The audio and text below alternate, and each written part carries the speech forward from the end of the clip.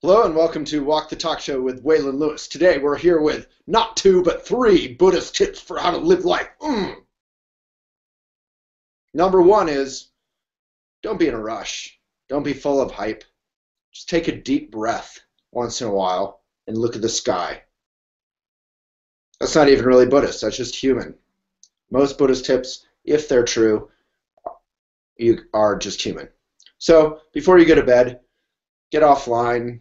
Get off your phone, get off everything, just look outside, look at the stars for a few minutes. When you're busy, when you're speedy, when you're depressed, when you're excited, whatever it is, deep breath, try and breathe up into your upper lungs, which we often can go an entire day without doing, and breathe out, and that's it. Look up at the sky once in a while. Don't walk around with your arms crossed, protecting your chest, hunched over, looking down, or looking at your phone. All right, number two. This is a great one for all y'all hippies like myself. So I grew up in Boulder, Colorado. My parents were Buddhist students. You could call them hippies probably. Their teacher was this guy, Trungpa Rinpoche, and the first thing he did was he said, hey hippies, sit up, don't lay down when you're listening to a talk, have some sense of respect, don't walk over people, basic like decorum, like when you eat food, trying to eat with some silverware and a napkin and do your laundry, like basic life stuff, which a lot of us even today don't do. So this one is dress for success. Now, who really cares about success?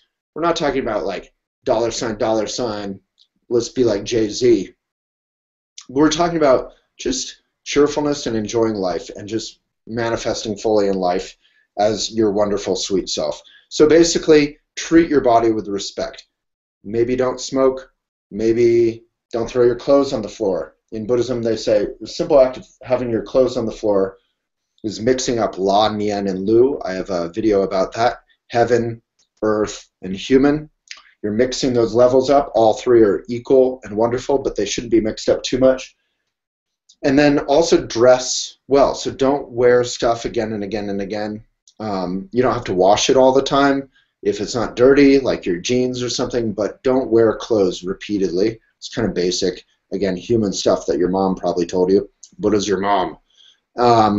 And, comb your hair. Trungpa Rinpoche talked a lot about how you can be rich or poor, you can have a shaggy beard, or be clean-shaven, or be a man or a woman, what have you.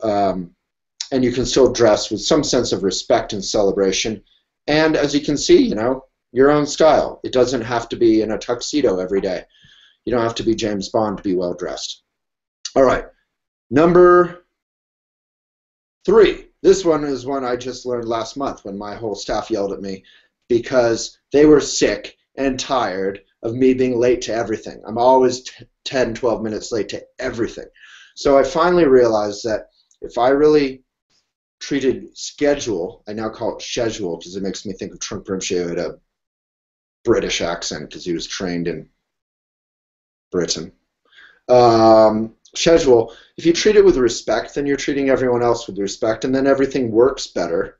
We all know that. That wasn't enough to make me be on time for 40 years. What made me want to be on time is if I have a schedule that I respect, a schedule, I can actually get so much more done in my 8 to 16 hours a day of work than if I just have a loosey-goosey, like I want to be free schedule. So it took me for many years I was late, not because I'm a not together kind of person, I'm not necessarily together, but mostly because I wanted that sense of freedom and I didn't want to be confined and claustrophobic from my schedule. But now I see schedule not as a cage, but rather as a way to get much more done and be relaxed and be able to breathe deep, as I mentioned. So there you go. Enjoy. Thank you so much.